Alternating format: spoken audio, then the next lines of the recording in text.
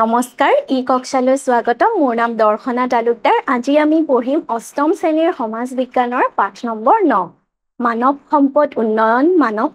উন্নয়নৰ নিৰ্দেশক আৰু মানৱ সম্পদ উন্নয়নত বৃত্তিমূলক শিক্ষাৰ ভূমিকা এই পাঠটিৰ প্ৰথম তিনিটা অংশ আমি ইতিমধ্যে আলোচনা কৰিছো আজি আমি এই পাঠটিৰ চতুৰ্থ অংশ আলোচনা কৰিম বলাচোন ছাত্ৰ-ছাত্ৰীসকল পাঠটিৰ আৰম্ভ কৰো ছাত্ৰ-ছাত্ৰীসকল চতুৰ্থ অংশৰ প্ৰথম কোৱেশ্চনটো হৈছে 3 নম্বৰ প্ৰশ্নটো 3 নম্বৰ প্ৰশ্নটো হৈছে শুদ্ধ অশুদ্ধ নিৰ্ণয় কৰা ক নম্বৰটো হ'ল প্ৰাকৃতিক সম্পদৰ বৃদ্ধি হ'লে দেশৰ উৎপাদন বৃদ্ধি হয় প্ৰাকৃতিক সম্পদ যেতিয়া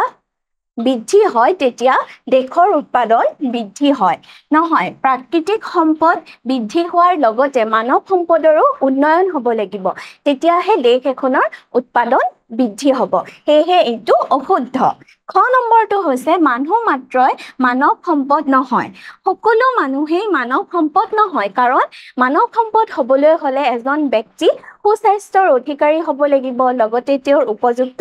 শিক্ষা আৰু প্ৰশিক্ষণ থাকিব লাগিব হেহে এইটো হ'ব শুদ্ধ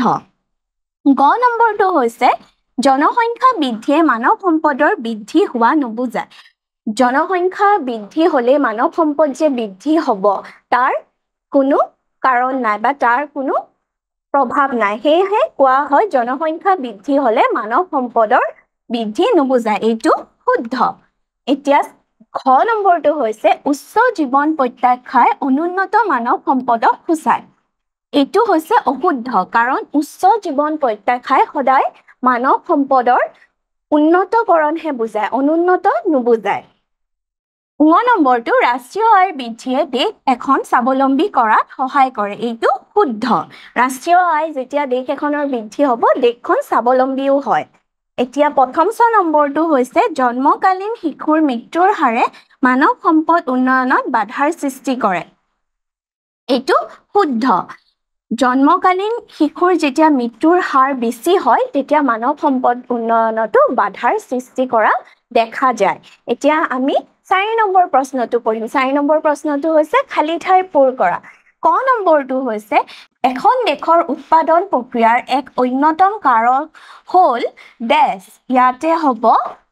শ্ৰম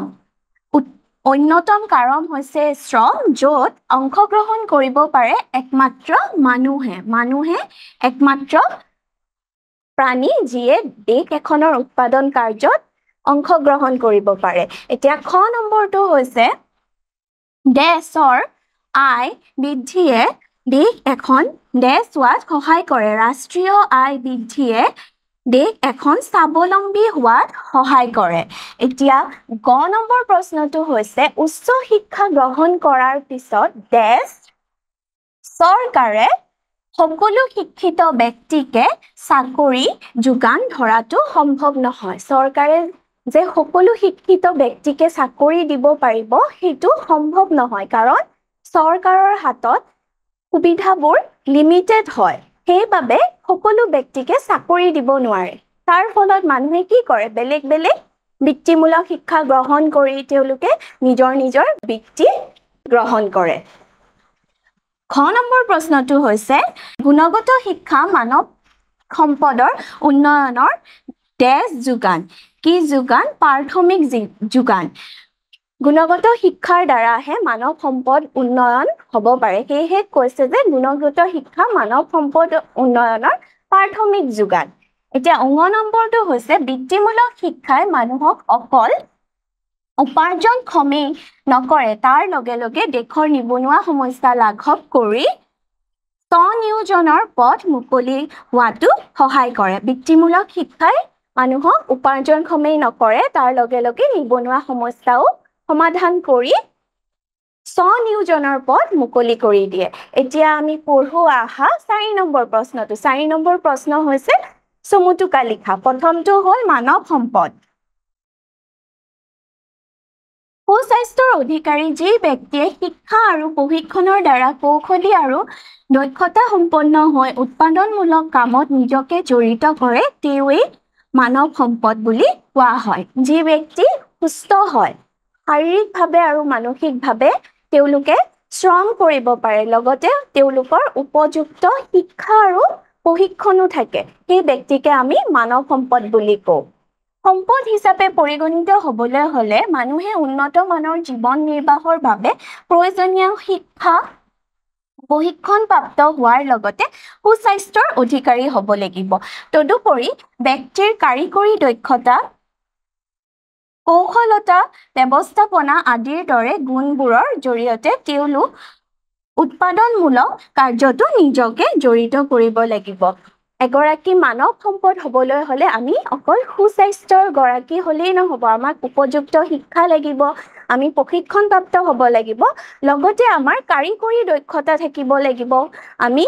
কৌশলতাৰ দ্বাৰা কাম কৰিব পৰা হ'ব লাগিব ব্যৱস্থাপনা কৰা হ'ব লাগিব তেতিয়াহে আমি এগৰাকী মানৱ সম্পদ হৈ উঠিব পাৰিম আৰু দেশৰ উৎপাদন কাৰ্যত আমি অংশগ্ৰহণ কৰিব পাৰিম এতিয়া পঢ়ো আহা খ নম্বৰটো মানৱ সম্পদ উন্নয়ন মানৱ সম্পদ উন্নয়ন মানে মানুহক মানৱ সম্পদলৈ উন্নতকৰণৰ ব্যৱস্থা বা মানৱ সম্পদৰ বিকাশ সাধন কৰা মানৱ সম্পদ উন্নয়ন মানে হৈছে মানুহক সম্পদলৈ উন্নীতকৰণ কৰা বা মানৱ সম্পদৰ বিকাশ সাধন কৰা দেশ এখনত অকল জনসংখ্যা বৃদ্ধি হ'লে মানৱ সম্পদৰ উন্নয়ন নহয় দেশ এখনত জনসংখ্যা বৃদ্ধি হ'লে মানৱ সম্পদ উন্নয়ন হোৱা নুবুজায় স্বাস্থ্য উপযুক্ত শিক্ষা আৰু প্ৰশিক্ষণৰ দ্বাৰা মানৱ সম্পদৰ বিকাশ সাধন কৰিব পাৰি স্বাস্থ্য উপযুক্ত শিক্ষা আৰু প্ৰশিক্ষণৰ দ্বাৰা মানুহক মানৱ সম্পদলৈ পৰিণত কৰিব পাৰি আৰু তেওঁলোকৰ বিকাশ সাধন কৰিব পাৰি ইয়াৰ লগতে দেশৰ উৎপাদন কাৰ্য প্ৰক্ৰিয়াত ব্যক্তিজন প্ৰত্যক্ষ আৰু পৰোক্ষভাৱে জড়িত হ'ব লাগিব মানৱ সম্পদবোৰ দেশ এখনৰ উৎপাদন কাৰ্যত প্ৰত্যক্ষ বা পৰোক্ষভাৱে জড়িত হ'ব লাগিব যিমানেই মানৱ সম্পদৰ উন্নয়ন হ'ব সিমানেই দেশেও উৎপাদন কাৰ্যত সফলতা লাভ কৰিব আৰু ৰাষ্ট্ৰীয় আয় বৃদ্ধি হ'ব ৰাষ্ট্ৰীয় আয় বৃদ্ধিয়ে দেশ এখন স্বাৱলম্বী হোৱাত সহায় কৰে যিমানেই দেশ এখনত মানৱ সম্পদৰ উন্নয়ন হ'ব সিমানেই দেশৰ উৎপাদন কাৰ্যও উন্নত হ'ব আৰু উৎপাদন কাৰ্য বৃদ্ধিয়ে কি কৰে ৰাষ্ট্ৰীয় আয় বৃদ্ধি কৰে আৰু ৰাষ্ট্ৰীয় আয় যেতিয়া দেশ এখনৰ বৃদ্ধি হয় তেতিয়া দেশখন স্বাৱলম্বী হৈ পৰে এতিয়া আমি চমুটুকাটোলৈ আহো মানৱ সম্পদ উন্নয়নৰ নিৰ্দেশকসমূহ মানৱ সম্পদ উন্নয়ন মানে মানুহক সম্পদলৈ উন্নীতকৰণ অৱস্থা আৰু মানৱ সম্পদৰ বিকাশ সাধন কৰা যিবোৰ দিশ লক্ষ্য কৰিলে দেশ এখনৰ মানৱ সম্পদ উন্নয়নৰ আভাস পোৱা যায় সেইবোৰকে মানৱ সম্পদ উন্নয়নৰ নিৰ্দেশক বোলা হয় যেনে শিক্ষাৰ হাৰ জীৱন প্ৰত্যাখ্যা জনমূৰি আয় বিদ্যালয় ভৰ্তি আৰু বিদ্যালয় এৰাৰ সময় প্ৰতিষেধক টিকাকৰণ হাৰ ইত্যাদি মানৱ সম্পদ উন্নয়ন মানে কি পঢ়িলো আমি মানৱ সম্পদ উন্নয়ন হৈছে এজন মানুহক যেতিয়া মানৱ সম্পদলৈ উন্নীতকৰণ কৰা হয় বা মানুহজনৰ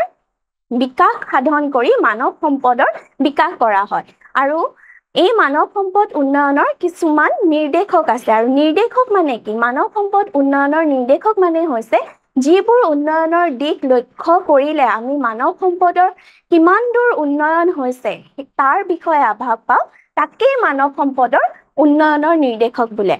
যেনে শিক্ষাৰ হাৰ যেতিয়া বৃদ্ধি হয় মানৱ সম্পদৰো উন্নয়ন হয় তাৰ লগতে জীৱন প্ৰত্যাখ্যা জনমূৰি আয় বিদ্যালয় ভৰ্তি আৰু বিদ্যালয় এৰাৰ সময় আৰু প্ৰতিষেধক টিকাকৰণৰ হাৰ ইত্যাদি এইবোৰ হৈছে মানৱ সম্পদ উন্নয়নৰ নিৰ্দেশক এতিয়া ঘ নম্বৰটো হৈছে বৃত্তিমূলক শিক্ষা আনুষ্ঠানিক শিক্ষাৰ উপৰিও যি শিক্ষাৰ দ্বাৰা উপাৰ্জনৰ পথ মুকলি হয় তাকে বৃত্তিমূলক শিক্ষা বোলে আনুষ্ঠানিক শিক্ষাৰ উপৰিও যি শিক্ষাৰ দ্বাৰা মানুহৰ বৃত্তি গ্ৰহণৰ বা উপাৰ্জনৰ পথ মুকলি হয় তাকে আমি বৃত্তিমূলক শিক্ষা বুলি কওঁ প্ৰচলিত শিক্ষণ ব্যৱস্থাই আমাক আত্মনিৰ্ভৰশীল কৰি গঢ়ি তুলিব পৰা নাই গতিকে এতিয়া আমাক এনে শিক্ষাৰ প্ৰয়োজন হৈ পৰিছে যি শিক্ষাই প্ৰতিজন ব্যক্তিক উৎপাদনৰ ক্ষেত্ৰত নিৰ্ভৰশীল কৰি গঢ়ি তুলিব পাৰে প্ৰচলিত শিক্ষা ব্যৱস্থাই আমাক আত্মনিৰ্ভৰশীল কৰি তুলিব পৰা নাই প্ৰচলিত শিক্ষাৰ দ্বাৰা বহু মানুহে এতিয়াও নিয়োজন হ'ব পৰা নাই বা নিয়োজিত হ'ব পৰা নাই সেইবাবে আমাক এতিয়া এনেকুৱা শিক্ষাৰ প্ৰয়োজন আছে যাৰ দ্বাৰা আমি উৎপাদন কাৰ্যত অংশগ্ৰহণ কৰিব পাৰো আৰু সেই শিক্ষাটোৱে হৈছে বৃত্তিমূলক শিক্ষা এই কাৰণে বৃত্তিমূলক শিক্ষাৰ প্ৰয়োজনীয়তা আহি পৰিছে বৃত্তিমুখী শিক্ষাই মানুহক অকল উপাৰ্জনক্ষমেই নকৰে তাৰ লগে লগে দেশৰ নিবনুৱা সমস্যা লাঘৱ কৰি স্বনিয়োজনৰ পথ মুকলি কৰি লোৱাত সহায় কৰে বৃত্তিমূলক শিক্ষাই মানুহক অকল বৃত্তি প্ৰদান কৰি উপাৰ্জনক্ষমেই কৰি নুতুলে তাৰ লগে লগে দেশ এখনৰ নিবনুৱা সমস্যা লাঘৱ কৰি দেশখন স্বাৱলম্বী হোৱাটো বৃত্তিমূলক শিক্ষাই সহায় কৰে এতিয়া আমি পঢ়িম বৃত্তিমূলক শিক্ষা গ্ৰহণ কৰি আজিৰ যুগত মানুহে সহজে মটৰ মেকানিক কাঠ মিস্ত্ৰী ৰাজমিস্ত্ৰী painter beautician electrician mobile computer ভাল কৰা মানুহৰ দৰে জীৱিকা গ্ৰহণ কৰি স্বাৱলম্বী হ'ব পাৰে বৃত্তিমূলক শিক্ষা গ্ৰহণ কৰি আজিৰ যুগত বহু মানুহে পেইণ্টাৰ ৰাজমিস্ত্ৰী কাঠ মিস্ত্ৰী বিউটিচিয়ান ইলেক্ট্ৰিচিয়ান মোবাইল কম্পিউটাৰ ভাল কৰা মানুহ ৰূপে তেওঁলোকৰ বৃত্তি গ্ৰহণ কৰি উপাৰ্জন কৰি আছে সেয়েহে বৃত্তিমূলক শিক্ষাই মানুহৰ জীৱিকাৰ পথবিলাকো মুকলি কৰি দিয়ে এতিয়া ছাত্ৰ ছাত্ৰীসকল আমি পাঠ্যৰ শেষৰ প্ৰকল্পটো পঢ়োৱা আহা তোমাৰ অঞ্চলত জীৱিকা অৰ্জন কৰিবলৈ সক্ষম হোৱা 5 জন ভিন ভিন ব্যক্তিধাৰী লোকৰ সাক্ষাৎকাৰ লৈ তেওঁলোকৰ জীৱিকা অৰ্জনত বৃত্তিমূলক শিক্ষাই কিদৰে অৰিহণা যোগাইছে সেই বিষয়ে একোটাকৈ চমুটোকা প্ৰস্তুত কৰা তোমালোকে যি অঞ্চলত বাস কৰা সেই অঞ্চলৰ 5 জন বৃত্তিমূলক শিক্ষা গ্ৰহণ কৰি উপাৰ্জন কৰি থকা লোকৰ বিষয়ে তোমালোকে প্ৰশ্ন কৰা তেওঁলোকক প্ৰশ্ন কৰা বা সাক্ষাৎকাৰ লোৱা আৰু তাৰ পৰা তোমালোকে কি গম পালা সেই তাৰ ওপৰত ভিত্তি কৰি এটা চমুটোকা প্ৰস্তুত কৰা ছাত্ৰ ছাত্ৰীসকল তোমালোকে এই পাঠটি ভালকৈ বুজি পালা বুলি মই আশা কৰিছো এতিয়া তোমালোকক এৰিছো ধন্যবাদ